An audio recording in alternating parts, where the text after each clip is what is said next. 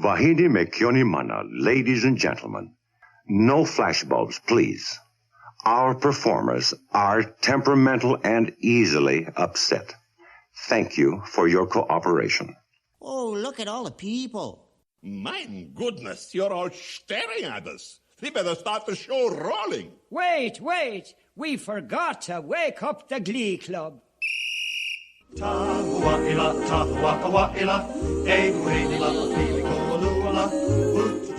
Hey, howdy, hey. Thank you for joining us here on Enchanted Tiki Talk. This is episode 7. We had a great show last week with our $40 a day segment and our special guest, Safari Mike. This week we're honored and extremely excited to have a special guest with us. You may know him as the voice of Goofy and Pluto, but he's a true Disney legend, Bill Farmer. Oh, it's so nice to be on the show with you today. Welcome, Bill. Yeah, it's my pleasure to be here. Awesome. Thank you so much. Have you ever done Goofy's grandfather or anything like that? Yeah, over the years back in the Goof Troop days, I did one where I did Goofy's mother, and it was more like, "Gorsh, how are you?" You know, it was like that. Oh, that's great. I'm blown away right now, seriously. So we just wanted to, get some information from you. Who were some of the voice actors that inspired you or that you looked up to when you first started? Well, let me see. Probably the most important one that I credit with a lot of my success over the years was when I first came out to California in 1986. I took classes from Dawes Butler. And for those who don't know, Dawes was the voice behind many of the, most notably Hanna-Barbera characters, Yogi Bear, Huckleberry Hound, Snagglepuss, Quick Draw McGraw, Captain Crunch, and probably about 100 more. He was just a great mentor, and he taught a lot of the voiceover greats that are around today. Nancy Cartwright started off with him, Corey Burton, many of them, Bob Bergen. A lot of them took classes from Dawes. He was a genuinely nice guy, and when I first came out, someone said, "Oh, you got to take classes from Dawes Butler," and I'm going, "The Dawes Butler?" I said, "Yeah." So I gave him his home phone number, and he answered the phone, and he kind of sounded like Captain Crunch. He was like, "Hello, how you doing?" "Well, okay, Bill, why don't you come on over, and we'll just have fun," And on Wednesday nights, he would have classes at his house, teaching you the art of voice acting and script work and that kind of thing. And what a great guy he was. So definitely he was the one. And of course, Mel Blanc is probably up on everyone's list. And I was fortunate enough to meet him shortly before he passed away back in the late 80s, when I think the last movie he did, and I had a little bit to do with, was Roger Rabbit. But I also had met him just kind of actually at a book signing once. I got him to sign his autobiography to Too Goofy for Mel Blanc, and I treasure that. Wow. That's awesome. Roger Rabbit's a big fan favorite. That's with us too. You started as a stand-up, right? Yeah. I started in Dallas, Texas, actually, in stand-up. My degree was in broadcast journalism, so I kicked around in radio for a number of years before that, after college, and kind of learned on-air stuff, and I was also had a background in electronics, so I was a chief engineer.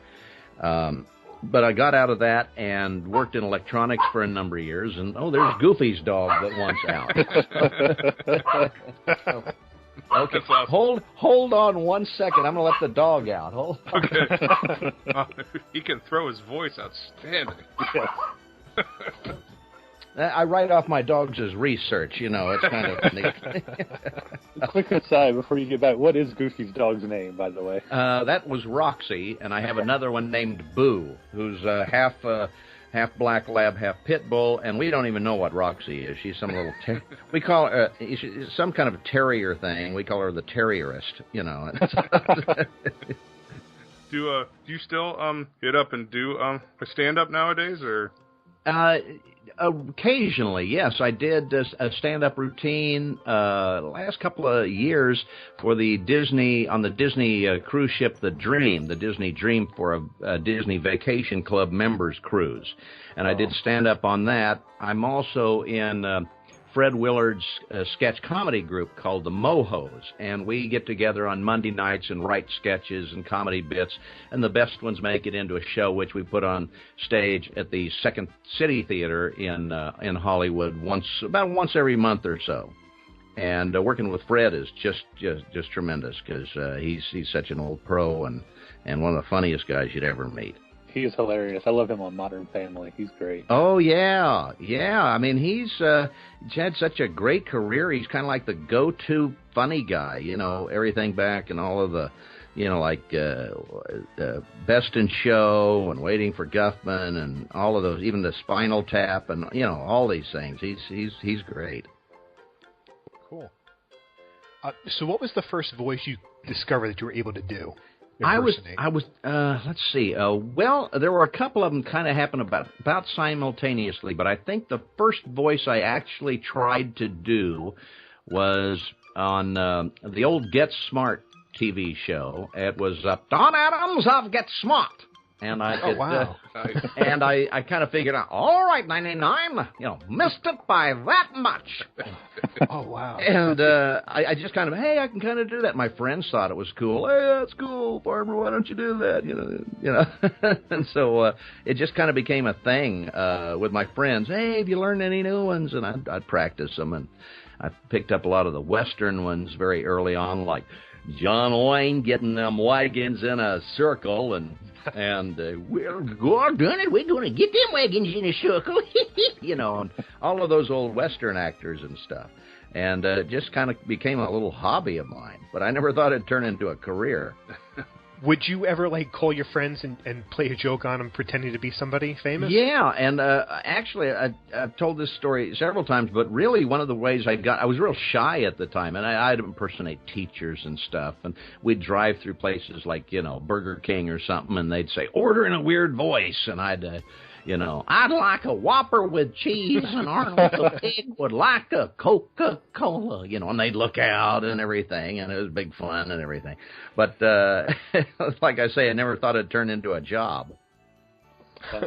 So along those same lines, do you consider your talent, is it natural to you? Did you kind of learn it, or is it a combination of the two? It's absolutely a combination of the two. I had a natural affinity for just mimicry and kind of picking up those voices. But obviously with practice and really devoting yourself to it, you can get a lot better at it. But I guess it's kind of like, basketball or something like that. Some people are just better at it than others, but you can always get better by practice.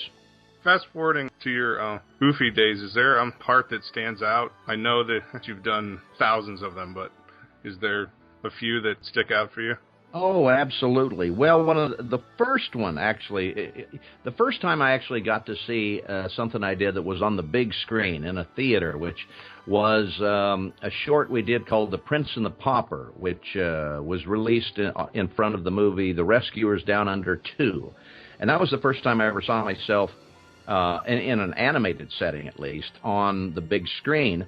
And that was really thrilling because it was the first time I heard myself do Goofy in front of an audience, and I also did Horse Collar and Pluto, and I was a chicken and a weasel guard, and so it was a great thrill. And of course, probably the all-time favorite was a Goofy movie, because it was the first time any of the Fab Five got to star in a feature-length feature film. And that was kind of a bonding thing for me and my son, who was about 5 at the time.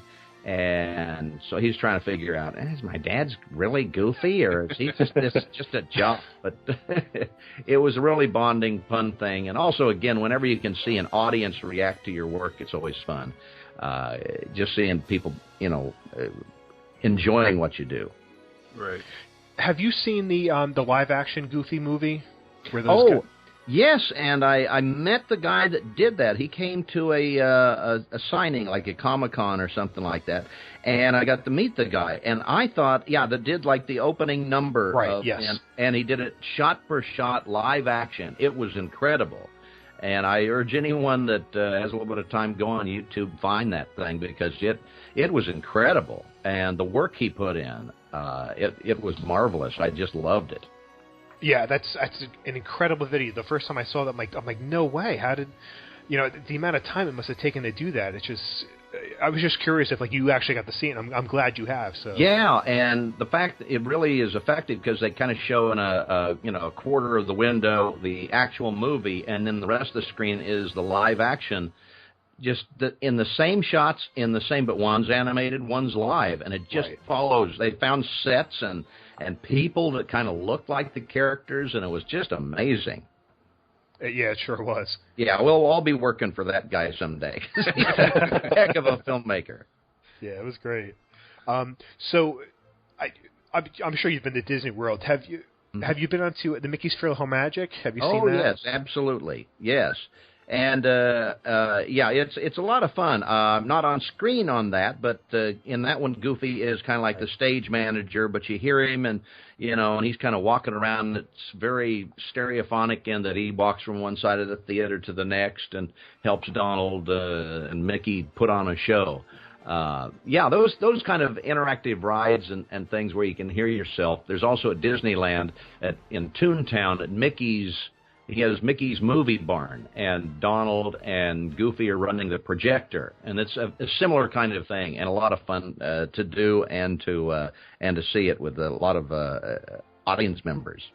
Do people ever recognize you when you're sitting in there? No, not too much. No, people really don't know who I am unless I turn on the voice. And sometimes I'll do that, like standing in line at Disneyland. If I'm standing in line and there's some dad holding a kid, sometimes I'll just kind of go, "Gorge," but not let him see who's doing it. Then the kid looks around. Where'd that come? I heard Goofy, and Dad's like, "You're crazy. Go back." That's great. Wow. So you obviously do a lot of different voices. Do you find it more difficult to create a voice and a character from scratch, or was it more difficult when you took over Goofy, who was already kind of an iconic character? I think it's much harder to do an established character because people know that voice, and if you deviate from it at all, people know that, and the obvious idea is to get as close as you can to the original. So when I got the audition for Goofy, I was, just trying to be as close to Pinto Colvig's voice as I could. Over the years, I've kind of added my own spin to it and made it more mine. But when you first do that, you're just trying to do as, a faithful reproduction as you can. But when you get to create a character, that's, all rules are off. You can just let your imagination go, and whatever kind of a voice you want to give to this character that seems to work, and you can experiment and change voices around. And so it's definitely easier when you get to make it from scratch.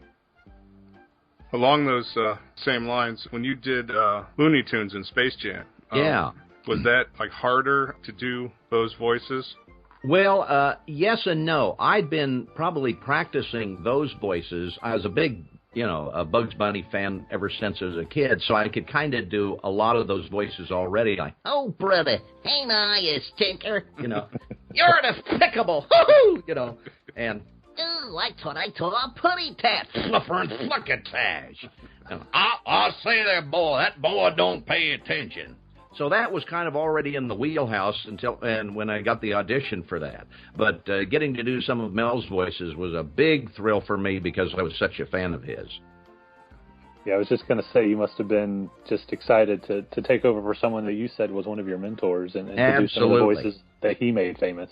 Absolutely. It was a big thrill, and, I think about probably everyone would list Mel Blanc as one of their influences in this business because, he was great. He's the best.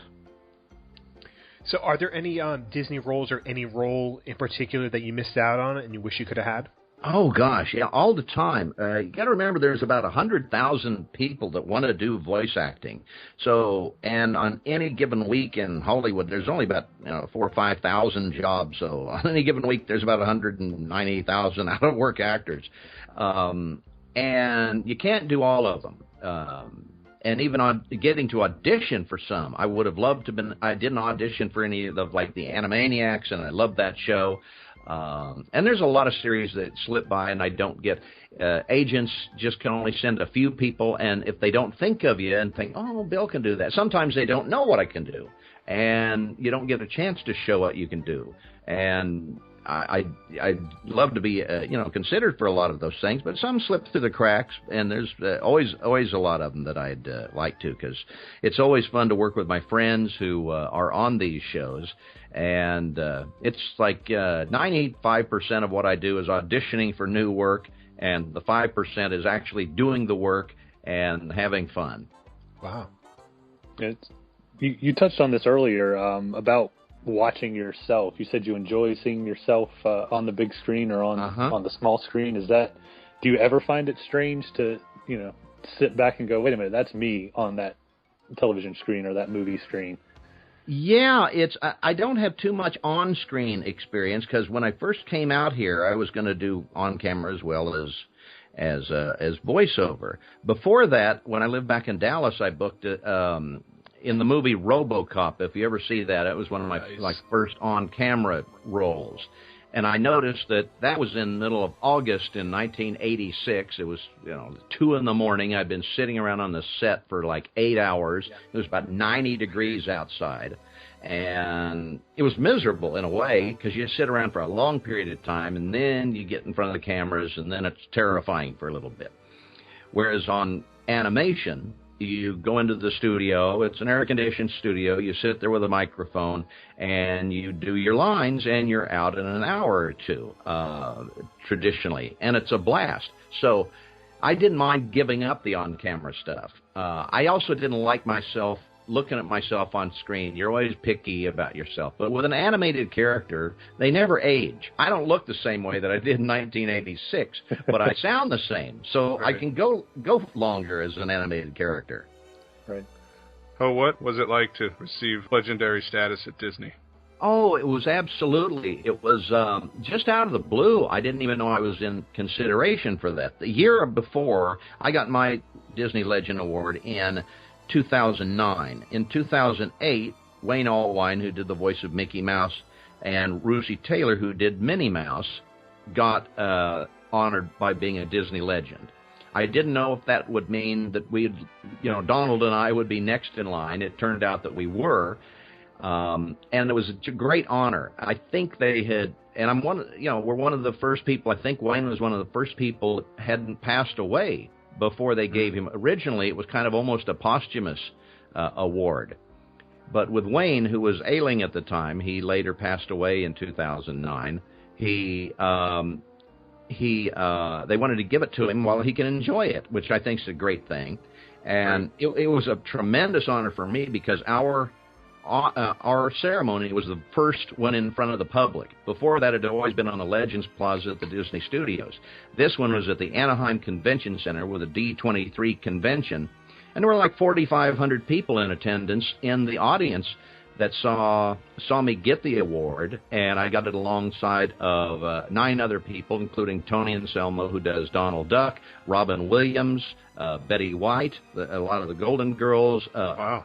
Don Iwerks, who invented like a camera system, the Circle-Rama camera system for Disneyland, and Leota Toombs, who was one of the costumers at Disney, who did like all the Pirates of the Caribbean costumes and stuff. And her head was actually in the floating seance ball in the Haunted Mansion ride. Oh, yeah. That was her too. And so that was a posthumous award. But it was a tremendous, tremendous thrill, and just kind of a highlight of my career thus far. So what is the process of recording Mickey Mouse Clubhouse? Is it are there other voice actors there with you, or is it just you? It's normally anymore, and we've wrapped a recording on that, which we wrapped up. But it takes so long to animate them; they'll be rolling out shows for the next year or two. I don't even think we did 5 seasons. I don't even think they've rolled out. I don't even know if they've started season 4 or just started that now. But anyway, when we started, we did it ensemble, like a radio play. We'd all be in the same room and reading like a radio play, a script. We'd be reading just kind of live and I'd be reacting to Wayne, who would be, gosh, oh, okay, Pluto, okay, Goofy, of course, let's go, Mickey. Just like that, we'd be talking to each other. Now, it's easier with nonlinear editing and, Pro Tools and the other programs that they use, that they can just record me doing my line, like if I'm saying, come on, Mickey, let's go. Come on, Mickey, let's go. Come on, Mickey, let's go. I can give them like 3 different ways. They pick the one that works the best, and they put it in. They pick that one, and then they'll pick the take that Wayne did and just marry them together in the editing process, which is easier for editors to do. And you get the best of my takes and the best of his takes. So that's kind of the direction that it's generally going. Gotcha. Okay. When you get to do more adult roles, like in Robot Chicken, oh yeah, is that fun? Oh, absolutely. To just to be more adult and grown up and things once in a while. Absolutely, absolutely. I mean, as great as Mickey Mouse Clubhouse is, it's for the 5 and under, crowd, and so I already know how to count to 20, so it can get a little, it can get a little kind of repetitious. And of course, it's much more, fun to do, more adult humor, more, little more clever than the stuff they do for the kids. It's always great that kids love these characters and they work at all ages, but we have a new series of Mickey Mouse shorts that are out, and they're much more for the adults and older kids, and they're getting a great deal of response now, and they're a fun blast to do because they're just, they're written for adults, and so it's just funnier for us, and that's always more fun. Yeah, those are great. Those new animated shorts are amazing. I love them. Yeah, they're wonderful because they're so off the wall. They're like, okay, Goofy's going to be a zombie. That's cool. And the animation is off a little bit, and I love it. I think they're great. Absolutely, it's much more kind of Ren and Stimpy. And Paul Rudish, who was executive producer on the show, he kind of helped create and do the Powerpuff Girls. So it has more of that kind of retro look, and definitely a new take on the characters. And it's a blast to do. Yeah, I think that writing is wonderful, and it's just a joy to be involved with that. So if there was one voice or a role in the past or present which you could do, what would it be? Oh, gosh. Who I actually kind of finally lived out my fantasy. I'd always wanted to do some of the Jay Ward characters like Dudley Do-Right of the Mounties or Bullwinkle the Moose. And I got to do Bullwinkle finally, not for a cartoon or anything, but with June Foray. They were honoring her down at Comic-Con. And they had so Greg Berger, who's a great voice actor, did Boris Badenoff, and I did Bullwinkle to June Foray's Rocky. And of course, she's the original voice, and 95, I think she's 96 now, and still working. And that was, she's a living legend. I really enjoyed working with her, and have known her for years, but never really got to work with her, definitely in a dialogue in front of 2,500 great fans. So that was kind of a dream come true. So I would have liked to have done some more of the of Dawes's voices, which I have never done, like Snagglepuss, exit, stage left. Ahoy, mateys, come crunch cereal, stays crunchy, even in milk, and all of those kind of things. So there's a lot of them I'd love to do. So before you started working for Disney, before you got the voice of Goofy, were you a Disney fan pre-employment with them? Well, as it happened, Goofy was my favorite Disney character. Always has been, ever since the old, the Wonderful World of Color and stuff like that. I always looked for, Goofy cartoons. He was my favorite. And yeah, I loved. I didn't see him that often though, except in the movie theaters. And ever since, back in, Mary Poppins, who didn't like that? Absent-Minded Professor, for some reason, I loved when I was a really little kid. I loved that. I said, I want a flying car, And so, yeah, I was a Disney fan. I wasn't an uber fan. There are a lot of people that are out there who are like super fans. They know stuff that like I did that I don't even remember. Yeah. people will ask me, like, third episode of Goof Troop, and you had a dinosaur egg. Well, what was that like? I don't even remember it. I can't find my wallet. So, That was our next question. I'll scratch that off. Sorry. Yeah, I was going to ask that too. So, if Goofy was your favorite character, you just said, and you said it was difficult to move into mimicking or becoming Goofy when you took the role. What was the hardest part for you to pick up? What's the hardest part of being Goofy? Two things: the laugh and the yell, because they're very specific. And they're kind of hard vocally to do. The laugh, which took me a while to kind of get, which is has a lot of little things in it to do it right. The yell, or when Goofy falls off of a mountain, I'll probably blow the microphone out here, which I can't do really loud here because I don't have the right equipment, is very difficult to get right because it wasn't even done by Pinto Colvig. It was done by a yodeler by the name of Hans Schroll. And he did that in 1947, The Art of Skiing. And that's hard to master because it has to be the right microphone, the right room, the right amount of reverb to really do justice to it. And that's definitely probably the hardest thing I have to do as Goofy. Can you do the Wilhelm scream? The which one? The Wilhelm scream? Oh, you mean, I'll try it here. So I get away from the microphone. That was awesome. That's great. You need better equipment than I've got to get it. No, that was perfect. That was amazing. That was good. You starred in a new film, I Know That Voice. Do you enjoy the recognition that voice actors have received in recent years? Yeah, I'm really glad that they are finally shining the spotlight on voice acting because I think it was an underappreciated art form for so long. Right. Even back when Beauty and the Beast was up for the Best Picture Oscar, someone wrote in one of the blogs that it's amazing that a picture is up for Best Picture that has no actors. Well, duh, we are actors. Whether there's a camera there or not, we are acting. There's no microphone and camera there when you're on stage in a play, but they're actors. We're all actors. It's just different, whether you're pointing a camera or not, or just a microphone. Different techniques, but it's still acting, and just as important to have good acting chops behind the microphone as in front of the camera. Exactly. Absolutely. So is there any funny stories from the studio that you can tell us? Always funny stories. The worst ones usually start giggling, because you'll just say something and it just strikes someone's funny bone. And I always tell the story about one of the Mickey Mouse episodes we did called Dr. Daisy. And one of the lines, Daisy's a doctor, and so Goofy has hurt his knee and going to Dr. Daisy.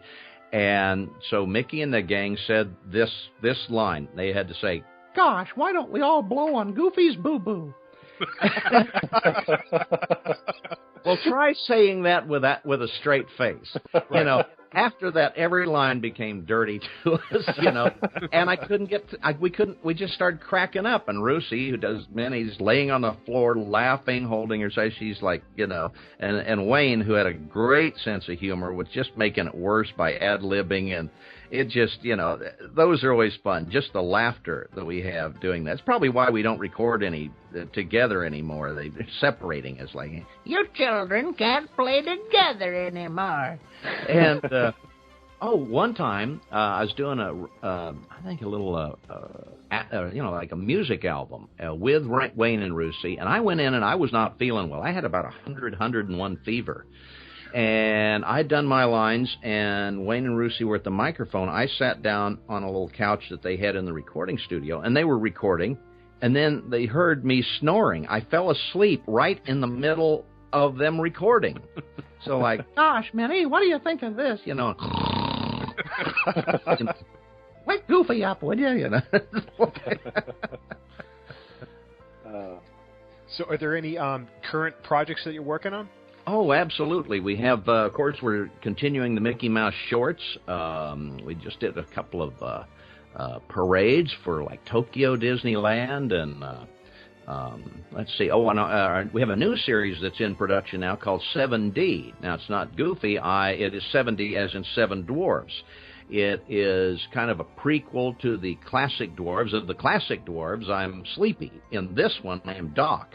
And Doc he's kind of the inventor of and the kind of the leader of the dwarves and kind of the father figure. And we're in the middle of that, and it's got a great cast. Just a powerhouse cast. We have Maurice LaMarche, Billy West, Steve Stanton, Scotty Menville, D. Bradley Baker, Jess Harnell, and a person, I haven't met the girls yet, but one of them is Kelly Osbourne. And this week we are doing an EPK or a promotional thing. We'll be, hopefully she'll be there. I want to meet her. And we'll get to shoot pictures and do a session this coming week. And so I'm looking forward to that. We'll all be together. Because sometimes and Kevin Michael Richardson also, who's one of the great voice actors of our time. He's in the show as well. Is there a date for that it'll be out? I have heard, I think I heard September. You know, it takes them a long time. They send these things off, and it takes them a year to animate. Right. So we don't get to even see them until, they're on air. A lot of people think we're looking at the movie and then putting the voices into the animated characters. No, they always record the voices first, then they send the voice track off to be animated. And they draw these pictures in response to what the character is saying, so you get the facial expressions and all that. So we don't see it at all until everyone else does. Well, I was actually wondering if they drew to you or if you voiced to their drawings. That's interesting to see the order that they do that. Generally, yeah, the principal recording you do just in a microphone with just a script. Then they have later on what you call ADR, or additional dialogue replacement, which is called a loop group or looping, where you actually are watching the movie. And I've done a lot of the Pixar movies in what we have as a loop group, and we'll add, incidental characters, maybe characters in the background, maybe crowd scenes. And over the years, I've worked on dozens of movies like Toy Story and Toy Story 2 and Bug's Life and Monsters, Inc. and Cars and most recently for Disney, Monsters University. And we have, in Beauty and the Beast we were in, and I was, like the crowd, a lot of the crowd scene was attacking the castle. That's the loop group that does that. In a movie, Shrek 2, I was an announcer, and it's one of the few times it stands out. So my son recognized my voice. We saw that movie, and I was saying things like, "Ladies and gentlemen, introducing Princess Fiona and Prince Shrek."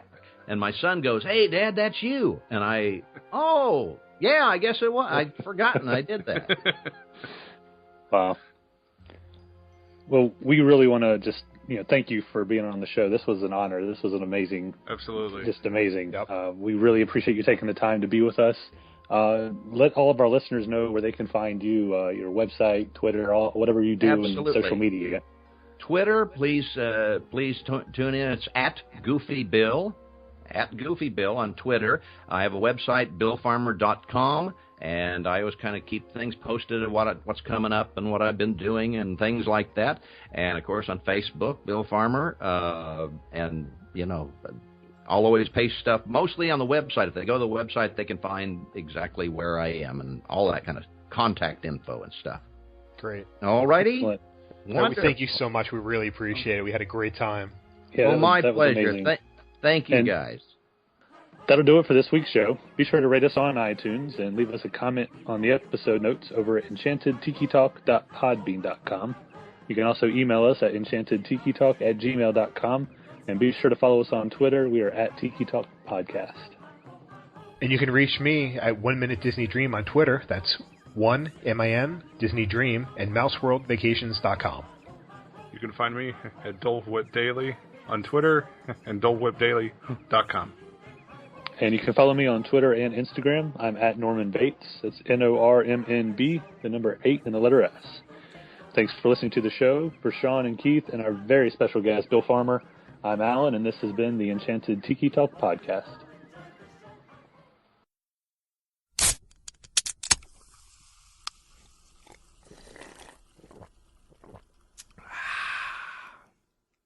Oh boy, that cheerwine sure is good.